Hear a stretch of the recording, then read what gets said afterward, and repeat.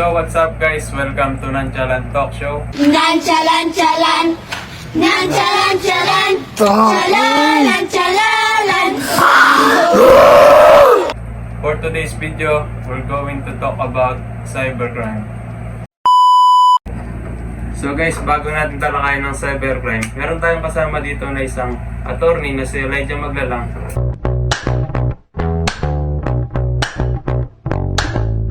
Para explain ang cybercrime. Attorney, ano nga ba ang cybercrime? Cybercrime is a combination of cyber and crime. Cyber means involving a computer or a computer network, and crime means a unlawful activity. So cybercrime is a unlawful activity that involves a computer or a computer network. So guys, meron tayo dito mga invited experts para mas maintindihan pa natin lalo kung ano ang cybercrime. Our first guest is a seasoned cybersecurity analyst with years of experience. Let's welcome Alvin Malapas.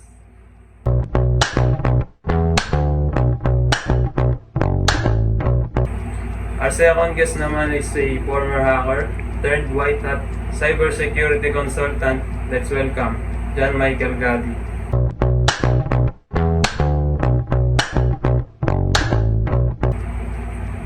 Our third guest naman is a cybercrime investigator. Let's welcome Carl Jerry Columba.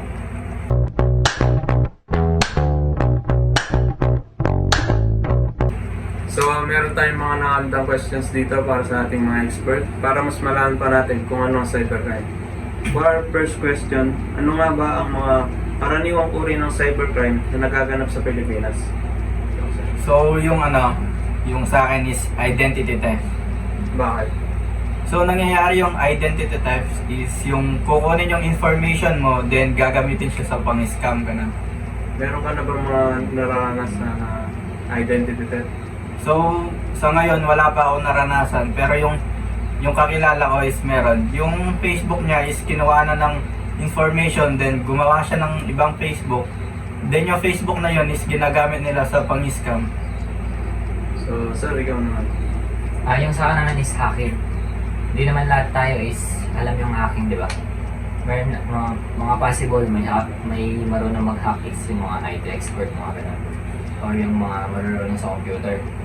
Ito yung pagpasok mo sa isang private information na walang pahintulot or pagkuha mo ng kanilang data na pwede mong gamitin para masiraan yung isang individual or company. For example, sa company, every company may IT expert para protektahan yung kanilang data information. So, maaari kasing gamitin ng mga kalaban nila yon na kunwari i-hack yung kanilang system para makuha yung data nila. And pwede nilang ikalat yun para possible magamit ng ibang company na para matalo nila yung isang company na yun or masira nila at mapabagsak. Thank you, sir. Yung sa akin naman is online scam. Ito rin ay isang uri ng phishing kung saan ay sinisikap ng mga kriminal na kunin ang sensitibong impormasyon ng mga tao sa pamamagitan ng pakikita. Yung sa akin naman is phishing. Sir, paano nga ba nangyari yung phishing? Kung saan sinisikap ng mga kriminal na kunin ang mga sensitibong impormasyon ng mga tao sa pamamagitan ng pakiugnay. Meron ba kayong example ng phishing? Ako meron.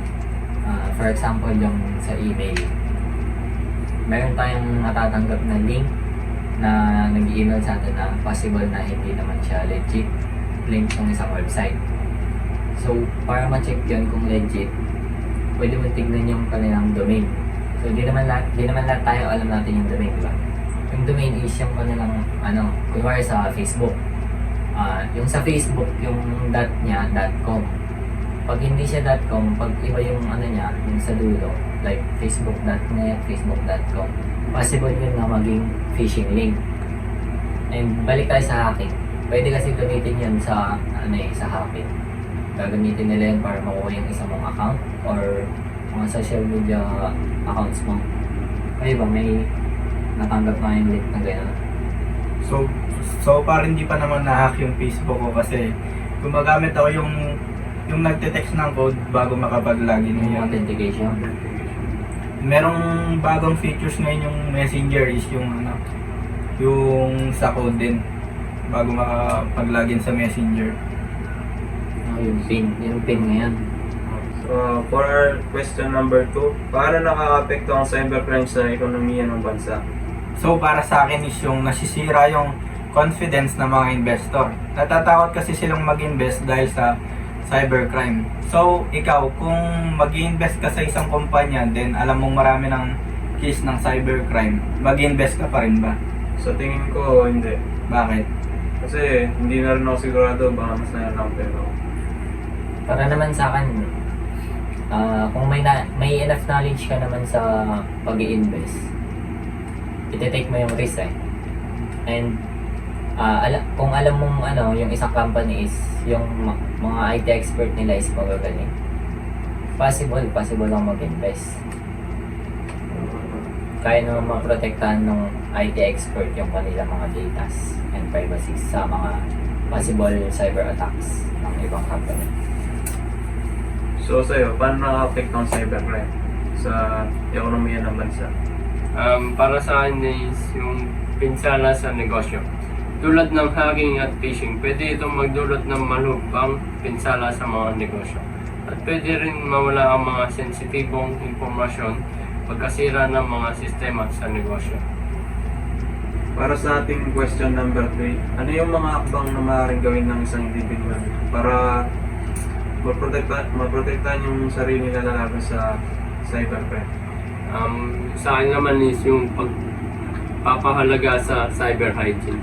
Kailangan natin magpalit ng mga password, pagpapanatili ng software at antivirus program na up-to-date at iwasan mag-click ng mga hinalang link sa email.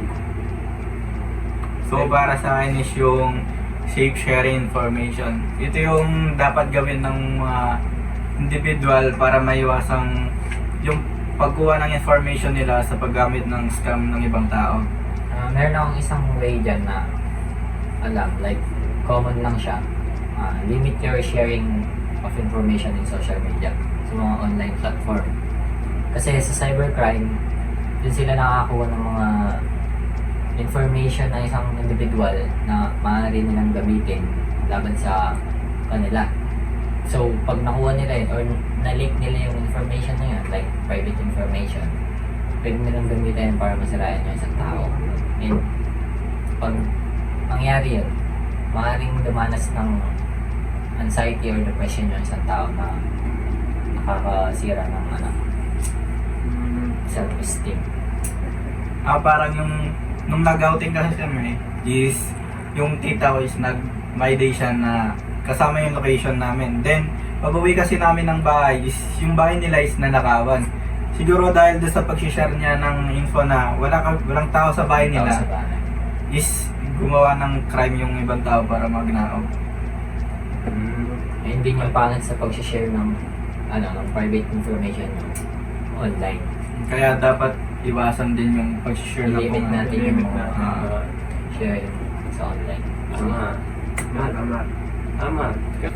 So, para sa ating question number 4, ano ang mga teknolohiya o pamamaraan na kadalasan ginagamit ng mga cybercriminal para sa kanilang mga operasyon?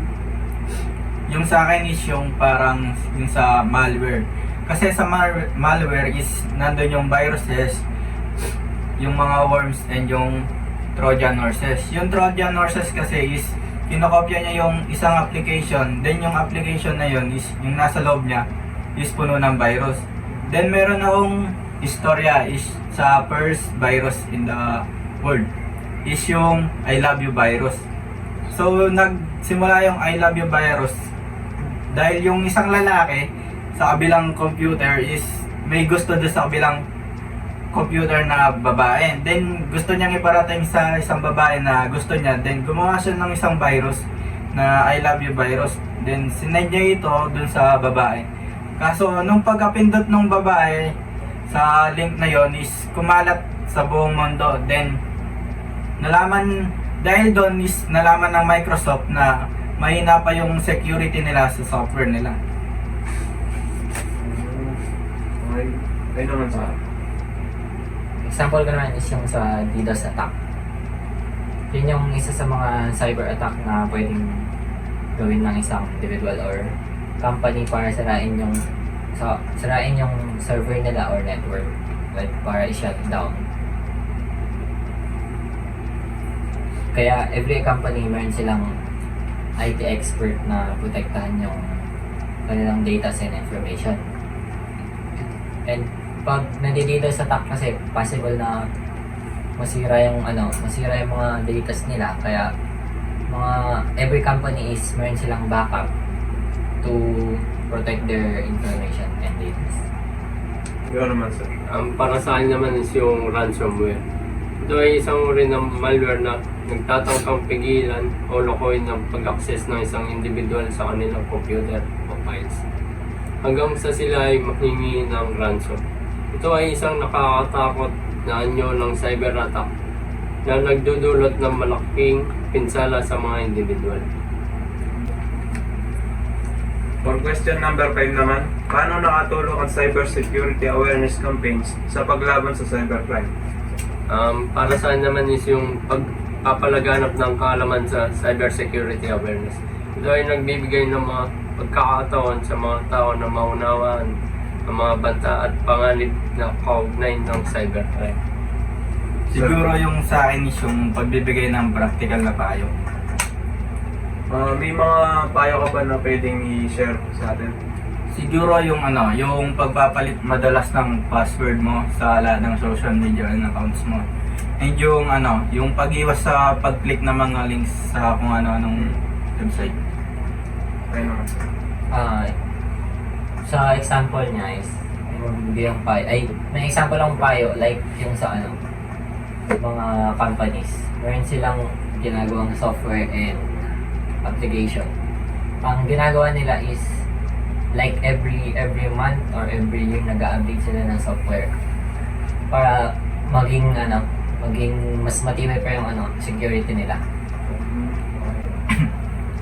So magbabalik kami guys, nantayin niyo yung part 2.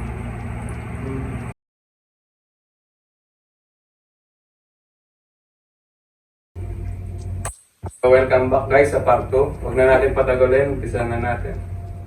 So guys, para naman sa question number 6, ano yung papel ng gobyerno para malabanan yung cybercrime? Siguro yung pagpapatupad ng batas. Ano yung mga batas na yan? Meron tayong batas ngayon yung Cybercrime Prevention Act of 2012 o yung mas kilalang Republic Act number 10175. Kailan naman na-approve yung batas na yan? Na-approve siya nung September 12, 2012. Ano naman ibig sabihin ng batas na yan? Ito naman is yung layunin nitong protektahan ng mga mamamayan laban sa mga krimeng ginagawa sa pamamagitan ng internet at iba pang teknolohiyang komunikasyon. Ito ay naglalaman ng mga cyberbullying, hacking, identity theft at cybersex. Ano naman sa ating punishment sa mga lumalabag ng batas na yan? Based on my research naman, maaari siyang makulong or magmulta ng bababa sa 200k. Ilang years sa ating siya yung makulong? Dito naman nakalagay is 4 to 6 years imprisonment yung possible years na pwede siya makulong. So guys, para naman sa question number 7, paano makatulong yung pag-aaral ng cybercrime prevention sa mga paaralan? Matulong yung pag-aaral sa cybercrime kasi nagkakaroon ng ideya yung mga tao or isang komunidad kung ano yung cybercrime and paano nila may iwasan yun. So ano yung mga paraan para maiwasan yung mga cybercrime? Siguro yung pinakaparaan is yung suriin muna nila yung link kung yun talaga yung proper link bago nila ito i-click. Parang think before you click na. So ano naman yung mga cyber threats na maaaring makakita sa internet? Meron tatlong example dito is yung phishing, malware at identity theft. So guys, para naman sa question number 8, ano ang mga epekto ng cybercrime sa mga individual at kanilang personal na information. Yung sa akin naman is yung identity theft. Ito yung pagnakaw ng mga impormasyon tulad ng pangalan, address, birthday o picture upang gamitin ito sa identity theft. Example ko dito is yung pwede silang gumawa ng dummy account or faking account at pwede nila itong gawing na umutang sa mga kakilala ng biktima at babang krimen. Sa akin is yung financial loss. Yung sa financial loss kasi is, for example, yung sa online scam. Dahil sa online scam is maraming nakuha na ng pera. For example, nangyari kasi yun, yung pag-send mo ng Gcash kung kani-kanino. Then, pag nakuha kasi nila yung number na yun, is pwede yung makuha. Then, makuha ng lahat ng laman ng Gcash mo. Apekto naman yung cybercrime sa possible siya maka-apekto sa magkakaroon siya ng psychological impact. Like, kunwari, yung identity niya or yung bank account niya. Possible siyang dumanas ng isang anxiety, depression na magdudulot sa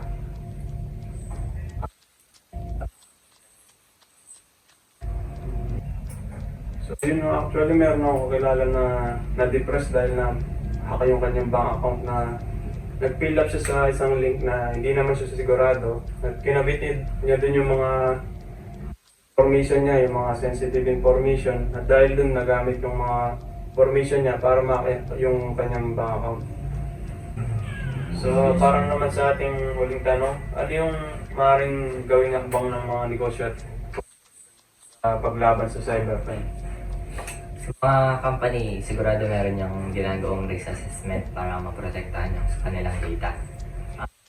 Example, ginagawa nila, sila na yung nagtatry ng kanilang system kung gaano ba ito katibay or ka-effective.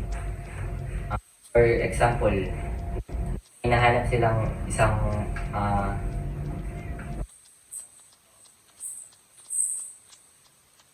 ang race na makakapahamak sa data nila. Pwede nila itang ma-upgrade para maiwasan yung mga cyber attack at hindi ito madaling makasa.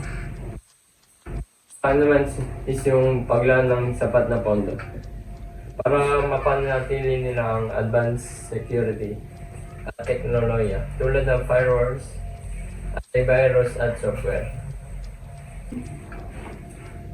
So yun guys, that's all for today's episode. See you on next episode of Nonchalant Talk Show.